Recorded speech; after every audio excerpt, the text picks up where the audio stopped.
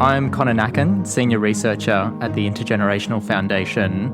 We're a research charity fighting for a fairer deal for younger and future generations in the UK. We work on some of the big policy challenges shaping the lives of younger people, from housing and taxation to student finance, the labour market and the environment. Our work focuses on exposing intergenerational unfairness and trying to propose practical, evidence-based reforms. In this new podcast series, we'll be speaking to some of the UK's leading experts about the issues that matter most to younger and future generations. My guest today is Danny Dorling, Professor of Human Geography at the University of Oxford. Danny has written extensively on inequality, housing, poverty, health, and social justice. Some of his books include Inequality and the 1%, Shattered Nation, and most recently, 7 Children, and The Next Crisis, What We Think About the Future. Today, we'll be speaking with Danny about a topic that runs through a lot of his work, which is inheritance and the way that family background shapes inequality in the UK. Danny, thank you for joining me. So I thought to start, it would be good to ask you about why you got interested in inequality in the first place. Because often in your work, when you talk about inequality, you bring in lots of different strands, whether that's geography, health, housing, education, and politics. So how did you first come to the issue as a geographer? And why has inequality been such a central focus of your work? It wasn't a plan to be working on inequality. What I did my first research on was computer mapping. That's where I began in my PhD. And I needed a really big data set. And the big data set I had, this was in the late 80s I was doing this, was the 1971 census and then the 1981 census. It had data for 100,000 areas, and I wanted to draw pictures of this. And it was exciting to be able to see the first pictures of this kind of data.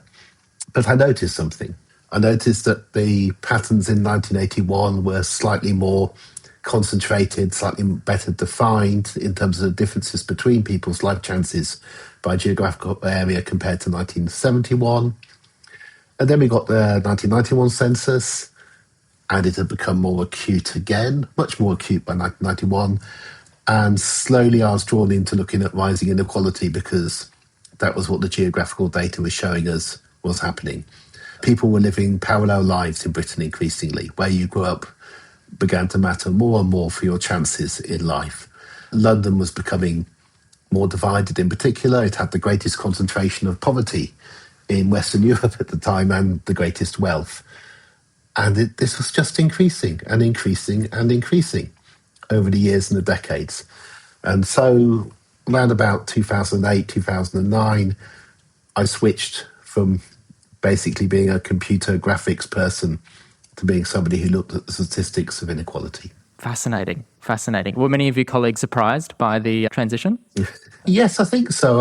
I think they sort of see it as overtly political sometimes because the world of cartography is kind of fairly apolitical. But, of course, across the country at this time, the issue was just beginning to be raised. It may be hard to imagine this, but in the 1980s, we weren't allowed to use the word poverty if we wanted government-funded research. Poverty didn't officially exist. And the word inequality was very controversial in the 1990s. We had to talk about disparities. But by the turn of the millennia, the world was changing and the awareness of inequality mattering was increasing.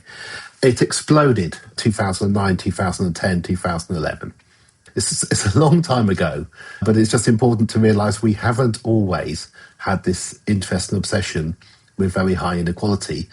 And the fundamental reason for that is that we were much more equal in the past. So, Danny, what's the picture of inequality in the UK right now? What does it look like? And how has that perhaps changed over recent years? Well, the most recent international data we have is from the OECD. The inequality that matters the most is income, particularly disposable income, what you can spend. And the United Kingdom inequality has risen from 2021 to 2022 to 2023. We'll get the data for 24 and 25 in a few years' time. I don't expect it will have fallen that much. We have greater inequality, income inequality, than Israel, which is the nearest country to us. More than Italy, more than Spain, more than Germany, more than France, much more than the Netherlands or Sweden or Finland. We're waiting for the data on Bulgaria to find out if we've become the most unequal country in Europe, but we may be. But you have to go to the United States to find somewhere that's more unequal than we are. 3 or 4 children out of 7 are living in effect in poverty. Our top 1% are taking 20 to 25% of all income. The rest of the top 10% take about 40%. But that, for most of them, that is so much less than the top 1% that they think they're not well off. They think they might be average, even though they're in the top 10%, because they see the people earning £200,000, £300,000 a year, and it makes them feel small. Our inequality levels are at the highest they've been since the 1930s, and as yet there's hardly any sign that they're falling, but they may well be on a plateau. We may be at a peak. I wanted to tease out some of your work on inequality as lived experience, that how people actually experience inequality across the UK. So in one of your recent books, 7 Children, you tell the story of inequality in the UK through 7 children born into different parts of the income distribution. And I think one of the powerful things about that kind of approach is that it actually makes inequality feel very concrete. It's about things like housing, food, heating, childcare, schools, stress, and financial security. So I suppose, why did you choose to tell the story of inequality through children and their lives? And what does that kind of approach reveal that sometimes, I suppose, like headline statistics like a Gini coefficient or other measures of inequality often miss or fail to capture? 2 reasons. The first is that very few people blame children for the circumstances they find themselves in. A few people do, and we have to watch out for that. You know, they say they pick the wrong parents, but people tend to like children, be sympathetic to children. But the other reason was statistical. The effects of inequality are far greater on children than on any other age group. There are more children in poverty than there are adults and than pensioners. And also there's a neat statistical thing in that 28% of all our children are in the poorest fifth of households, another 28% in the next fifth of households. 28% is 2/7. So 4 out of 7 typical children in the UK live in the poorest 2 quintiles of households. And those are the ones normally seen as poor, and that's the majority of children. The other reason was that these children were chosen absolutely equally across the income spectrum, you know, completely representative of Britain. But the people who buy and read books are not representative of Britain. And I was trying to think of a way of getting through to most of the people who read this book. And the big shock is that the best off child, the child representative of the best off 14% of all children, their mum and dad run a corner shop. They could have been secondary school teachers. That's the best you can hope for if you are being born, you know, as one of 7 children. If you're really lucky, that's what rich means in Britain. And above that is above normal, is simply above the spectrum. But that is what most people who can afford to buy books and read books and have time to do that live in. So we're so unequal in the UK that typical children live lives that most of the upper middle class really couldn't imagine having to live and how they would do it. There's a slight tone, if you like, in the book of not quite going back to Victorian times, but certainly going back to the 1920s and 30s in terms of the upstairs, downstairs lives that people have nowadays. We don't have servants like they had then, but we have many other things which are as unequal as society was back in the 1920s and 30s. And the statistics simply show this. You know, something between 30 and 40% of children have no summer holiday, compared to, if you're in the group I am and my children are in, the argument is about how many holidays and where do we go, you know, and that's what a very unequal society means. Have you ever had any reactions to the books from people who might sit within the upper middle class who've expressed to you any surprise about this? Because I imagine for many who are often in their own little bubbles in segregated parts of London or across the UK, that these kind of stories are quite shocking. Sometimes they're shocking. People want to always appear knowledgeable. Nobody wants to appear as if they're not aware of the society that they're in. But it's much easier to tell this story now than it would have been 10 or 20 years ago. Some of the reactions I get are, oh, there must be an enormous black market. People can't possibly live off this. There must be other forms of income. To which the answer is, well, the black market in the UK would have to be so unbelievably enormous. It doesn't make sense. I can reassure people in a way by talking about the best off 7% of children, the ones above the seventh child, and can make almost everybody feel better by telling them that the average income of child 1%, 1 in 100, their family gets over 600,000 a year. And that makes most people think, oh, well, I'm not like them, they're the rich. And there's more inequality in that top 7% than there is in the rest of society. And that can make better off people feel better. But that top 7% is taking a third of all national income a year. And that's my group. That's the group I'm in. And we think of ourselves as normal because society is very, very segregated. When you have high inequality, it becomes much more segregated than when you have low inequality. We tend to live in suburbs where people have higher incomes. We think of them as suburbs with great variety, but they really are not compared to other areas. Our children tend to go to schools which, even if they're state schools, they're very good state schools. We tend to think of going to university as normal for our children. And the question is, which of the upper universities will they go to? I suppose it'd be interesting to get your thoughts on how much of the inequality that we see across the UK is a result of inherited advantage and disadvantage. So I suppose a common response from some people to inequality might be something like, well, these differences that we see are primarily the result of people's choices, how hard they work, what they study, where they choose to live, whether they save, and so on. But I think a common theme in your work suggests that often those choices are made within very, very unequal starting points.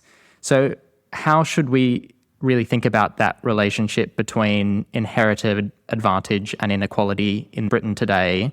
Has the role of inherited advantage increased over the last few decades? It's certainly increased. Of course, none of the children in the 7 Children book have made choices to be in the positions they are. That's the nice thing about starting off with children.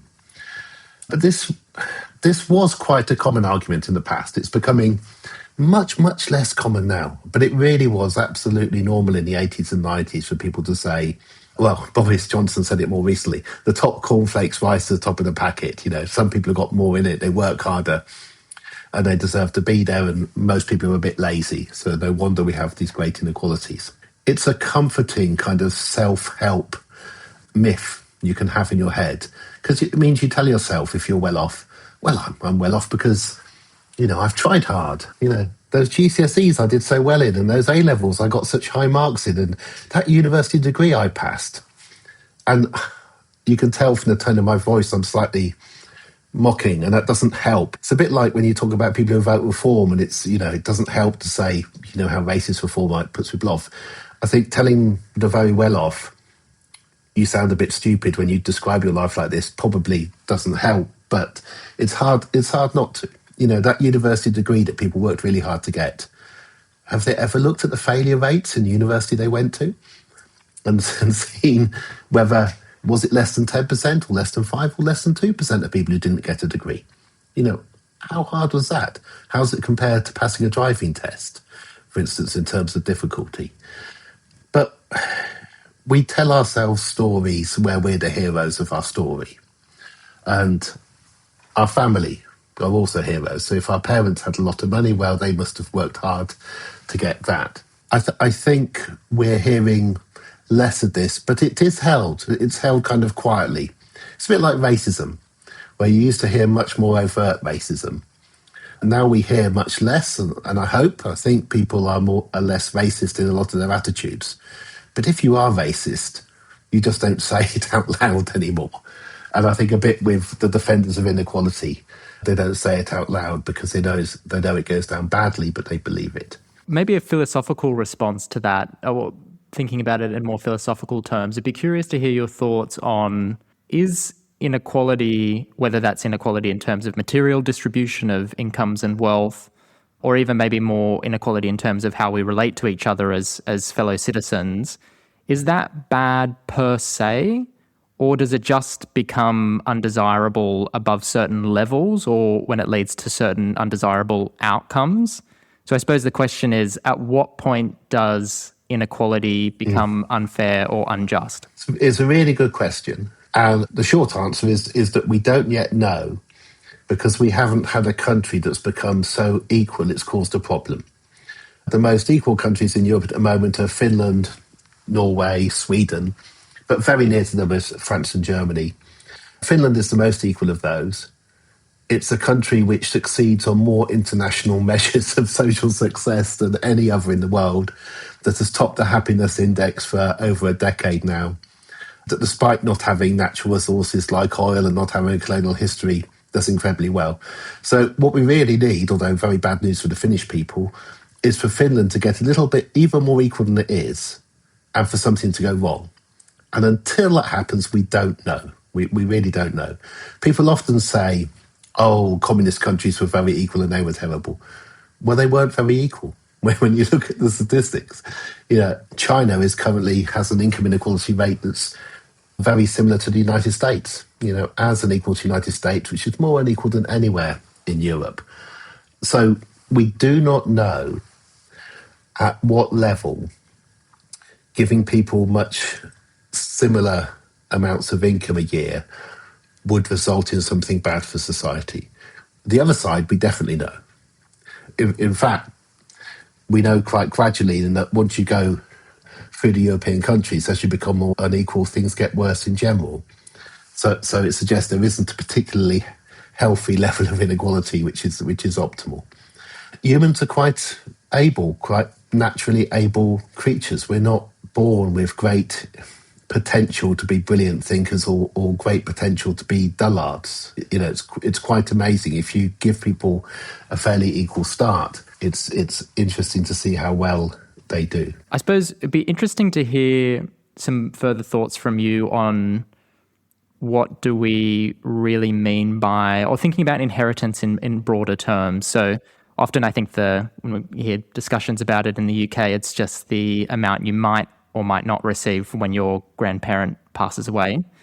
But I think in your work, you focus on how inherited advantage is so much broader than just the money that you might receive when a family member passes away. So it's all the kind of things to do with social capital, cultural capital, the connections, who you know, where you live. So when we talk about things like inheritance and inequality, what should we really be focusing on? The money makes a difference, and relatively small sums of money, a few £1,000s, has been shown to make a difference to people's lives. Hardly anybody inherits large amounts of money. People are not aware of this. So it's more than 90% of people never pay inheritance tax when they die. There isn't actually that much money in many cases that actually gets passed down for most people, most typical people. But when you live in a very unequal society, it is extremely hard as a parent not to try to give your children as many advantages as possible. Because if you don't do that, if, say, you're in the top 10% of households by income, if you don't give your children an advantage, they're going to be entering a completely different social group to you. And it's about dividing your children away from others. So it's not put like that. It's put like giving them the best education you possibly can, bringing them up in a safe environment. But it's also about them not meeting other children, not being friendly with them. The worst thing that can happen is that they might fall in love with somebody from the bottom half of society. This is very near to the bone, so we don't tend to talk about it.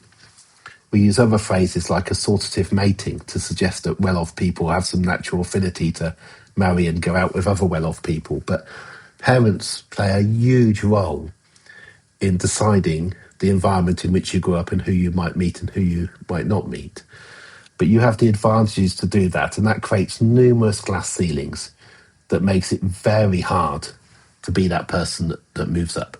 So we have one of the lowest rates of social mobility in Europe because we're most unequal, because people at the top are most afraid of their children falling down. I will get into some more policy stuff later on, but I suppose an interesting question perhaps in response to that is to think, are those parents acting wrongly?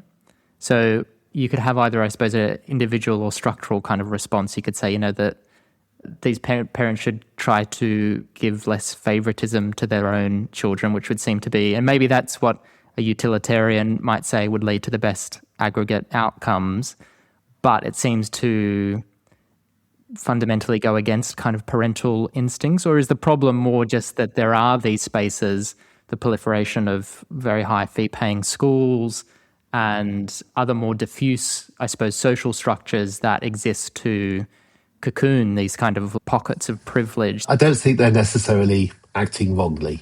This is the water they're swimming in, and you could take the same parents and put them into a different country, and it wouldn't be possible. I mean, most European countries have very few private schools. There are divisions between schools, and the elite are more likely to go to some schools than to others, but you simply couldn't do what you can do in Britain.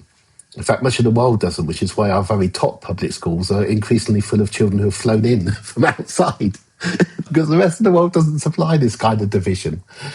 But I think it might be useful for parents to realise, well-off parents, that they're being played. So when I was 16, 17, the local private school, to me, I'd have been 20 times more likely to go to university if I'd gone there than the state school I went to. 20 times. I mean, that was really worth the money if you want to go to university. Nowadays, the increase in life chances that you're giving your child from spending far, far more on school fees is far, far less. 50% of 18-year-olds go to university, 2/3 of people by the age of 30. So I don't think parents are doing the wrong thing by worrying about their children. What I think would be really interesting is to ask parents, is this actually going to help them as much as you think it will? I once met a father at an open day at an elite public school. He was quite an old father. And I asked him why he was sending his child to that school. And he said, so he'll be absolutely safe when I die. And you can see this fear. This is an old man. And I said to him, well, the fact you've sent him to school doesn't guarantee he'll be absolutely safe. And he just looked me in the eye and went, yes, it does. And I could see his worry. I could see his concern. But of course, it doesn't. Which is why you should wish for a more equal society. Because if you're worried about just your family, just your own family, a more equal society is much more likely to look after them in future. One way of thinking about this is to think about future grandchildren. You'll be dead. And think about the least fortunate of your future grandchildren. For one of them, something doesn't go right. They're ill in an exam. Some things don't go right in life. What kind of society do you want that least fortunate one to be living in? And, that's a sort of selfish way to think about society as a whole. And you might think, and the very, very rich think this, that you can set up a family trust with 30 to 100 million pounds, and they'll be safe forever. But you can look back at the really rich families 150 years ago and think, did that work? And ultimately, it's society which protects people. And having an unequal society means that far more people are going to live far more damaging lives. I think picking up maybe one further thing is the now, I suppose, increasingly ubiquitous, well, not ubiquitous, but at least in terms of commentary, the bank of mum and dad when it comes to housing. And obviously, we've done a lot of research on housing inequalities by generation and by age.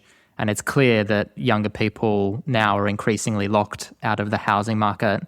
But that's not true for all younger people. And there will be some who will be able to draw upon familial support, whether that's being able to live at home rent-free for a period of time, whether it's getting help with a deposit. So I suppose it'd be interesting to hear your thoughts on how the housing aspect of inequality has changed over time with the rise in house prices over the last few decades. And has that become an increasingly important part of the overall inequality story? It's certainly become a more and more important part of the story.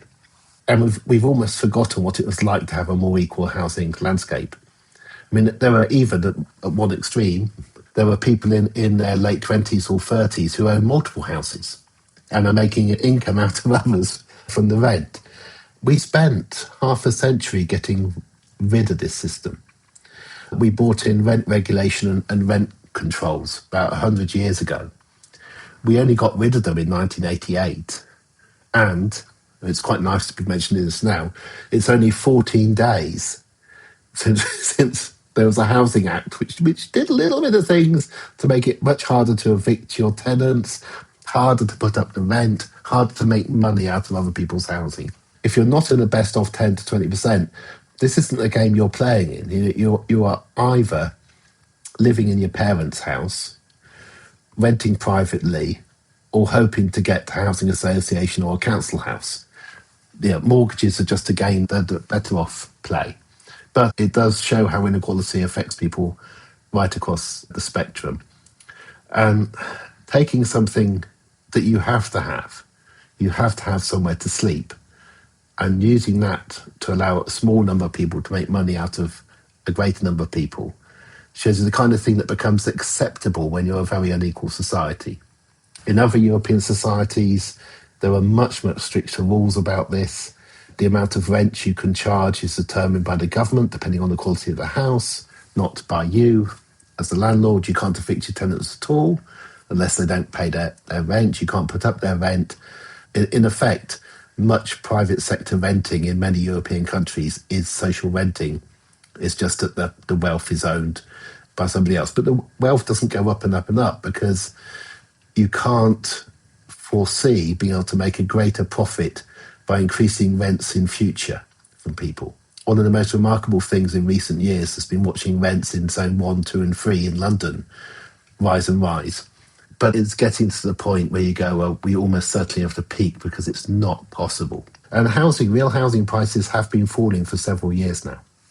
So we are over some kind of peak.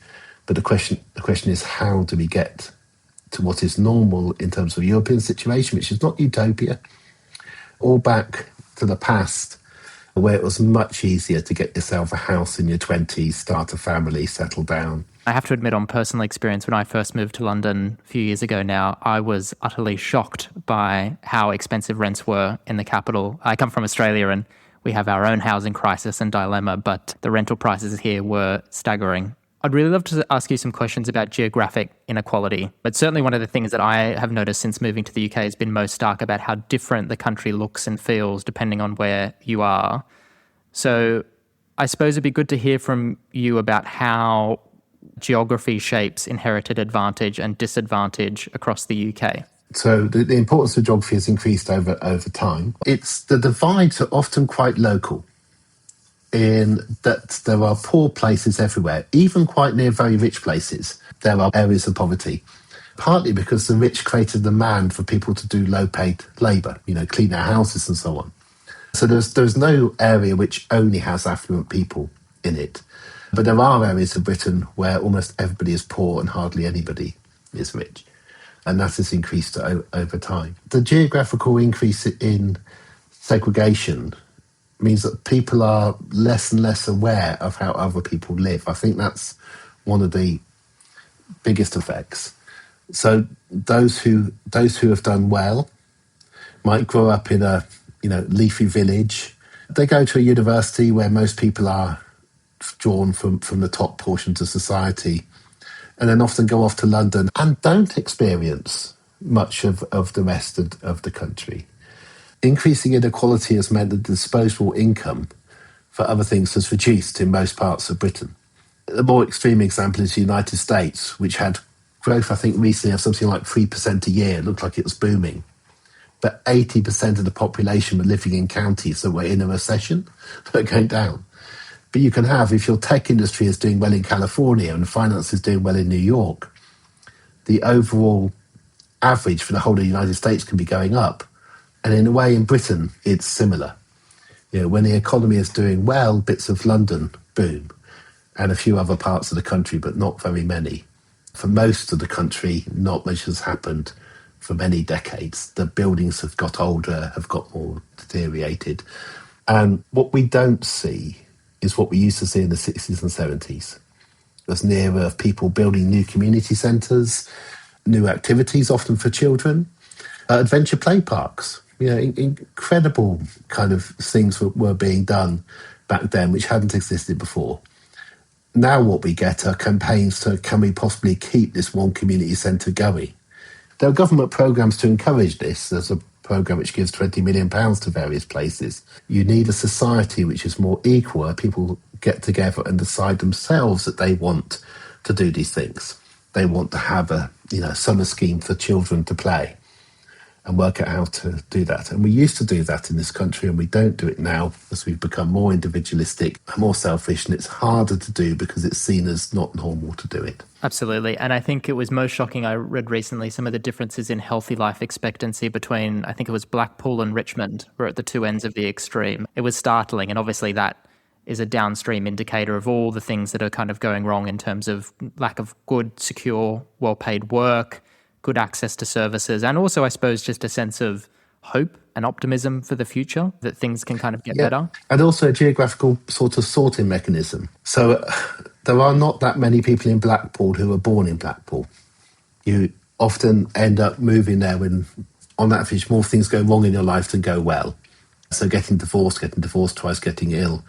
And Richmond and other parts of London, often many people who live there were not born there, but they did well, made money and moved there.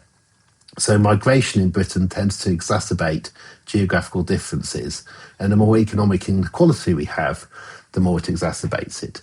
The extremes of this a few years ago were in Kensington and Chelsea, and talking about life expectancy, where the actual life expectancy, not the healthy life expectancy, but the simple measure, for a few years it increased by more than a year in each year. Now, we knew that had to stop, because if that carries on, people live forever.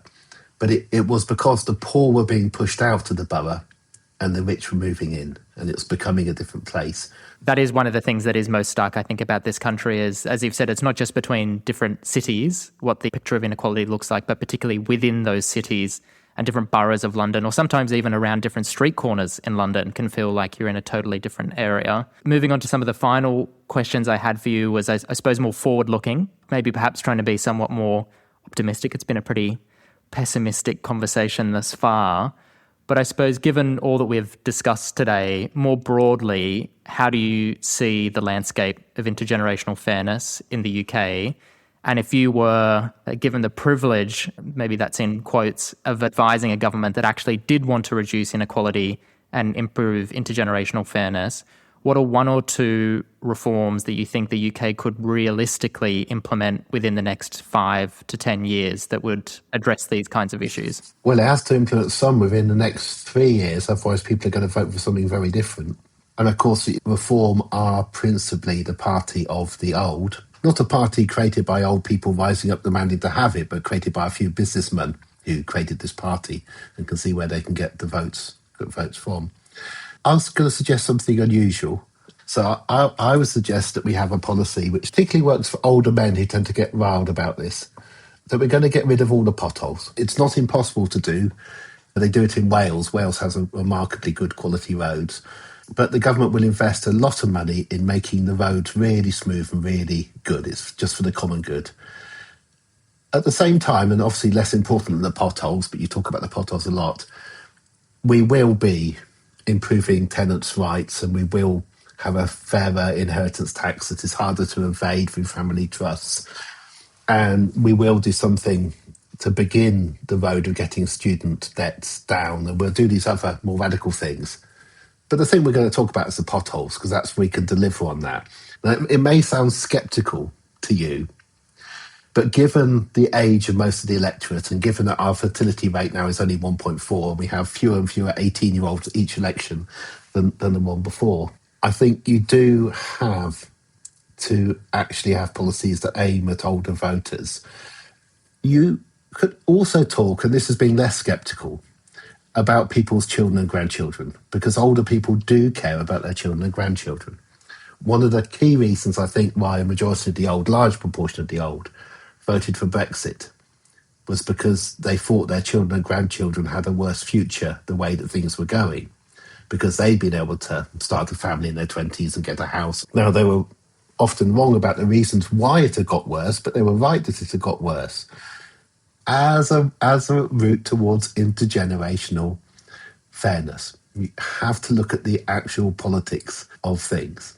Because talking about an injustice, talking about inequalities, doesn't tend to rile people up as much as a more specific issue. That kind of a policy to stop the criticism of what are you doing for me from the old man who thinks it's so important that there isn't a pothole for his car, then yeah, that's what I would go for. An unconventional, but I think quite compelling answer. If I was to put my money on what I thought you were going to say, it wouldn't have been within my scope of thought to ever think that you would focus on the potholes, but I understand the reasoning very well. Are you hopeful or pessimistic about the future when it comes to things like actually starting to reduce inequality and improve fairness, or are you more pessimistic? When I look at the data, I'm hopeful, because if you're at an extreme, it's quite hard to stay at that extreme. It takes a lot of effort and a lot of money to maintain this amount of inequality. You can see various inequalities falling in income, possibly since 2018, possibly in wealth because of the fall in house prices, although that doesn't mean very much to people with no wealth, but it's a kind of start. So if I look at the data, I can be optimistic that we're beginning to become more equal. But the last time we did this was after 1918. And the 1920s were a very rough decade, and the 30s were a very rough decade. Half of our equality was gained in those 2 decades, and nobody was happy. So, when the country becomes more equal, it doesn't tend to become more equal in a happy flower power way. That's what you get after 50 years of greater equality, is you get the 1960s. So the data makes me optimistic because I think we're already on the path. What I'm afraid of is the backlash to this. The way in which we can be politically naive, if we think we can talk about issues that really matter to young people and matter for the future, like the environment and so on, you can win 50 seats as the Green Party in certain cities, but that'll only win you 50 seats. You've got to be pragmatic politically about it. So my fear is that the government takes over this country and makes it a place which is safe for the very rich to live in and put their money in, and where they say they look after the older half of society, and it becomes a much worse place to be young. And that worries me because there is a party trying to do that at the moment. Do you think now governments across, not just in the UK, but across the world, are just struggling to kind of get things done in a way that people actually experience the benefits of it? Because often you'll sometimes hear headline metrics of real disposable incomes, in some parts of the world, if they've increased by X percent, or real GDP goes up by X percent. But there seems to be an increasing disconnect, at least with some of the headline economic data points and people's actual lived experiences. And it seems to be very difficult for governments to pull the right levers to actually improve the living standards for the average Briton. It's harder than it used to be, but partly because the world is becoming more equal in some ways. So you can't have a huge rise in the position of China and big reductions in some ways in poverty in many parts of the world without having us exploiting people in the rest of the world less. And that's part of what's happening. In our ability to make money out of other people in the world, often in fairly duplicitous ways, has reduced. Particularly for the UK. We used to force people to buy our ships and to buy our cars. These people were in our former colonies. And then when we couldn't force them anymore, they didn't want to buy our ships and our cars, and then we couldn't make ships and cars. So I think one thing that's becoming harder for governments across the rich world, but particularly in the US and the UK, which were the richest places in the world, is that there is this memory of things getting so much better so often for people, and not a memory about how we actually did it. So there is this adjustment, but it's much, much easier in Western countries that are more equal to have a happier population, a more politically engaged population. The rate at which people vote tends to be higher in more equal countries, and they vote for more progressive political parties. When inequality increases, more people have a reason to be angry, far more are poor and just struggling to get through, and to be fearful. And if you want to be really positive, we don't know what is possible. We know what the most equitable countries are achieving in the rich world, but we don't actually know what kind of society we could have if people were given much fairer chances and options, including the chances that if you're from a well-off family, you could get a job that isn't one that earns lots of money, but maybe one you would like to do. And if you're from a really well-off family, you can fall in love with somebody who isn't also necessarily rich. We don't imagine what a future could be like, which is more equal. And so we don't tend to factor in the advantages of greater equality when we're thinking about these things. Danny, I think that's a great point to end on. I think one of the biggest takeaways for me is the point you made about segregation within and between different cities, and how, I mean, it's certainly something you notice around London, and even in, I'm conscious of it in my own kind of friends network, about the kind of people you speak to, how you form your expectations of what's reasonable, and how there are these kind of pockets of privilege that protect those people in many ways from ever having to speak to people who aren't like them, and the role that plays in transmitting inequality over time. Yeah. So thank you so much for your time today. Thank you ever so much for letting me ramble on. Thank you. No, it's been a pleasure. Thank you. If you've enjoyed today's episodes, you can find more available in our podcast feed. You can also find us online at if.org.uk or on Instagram at Intergenerational Foundation.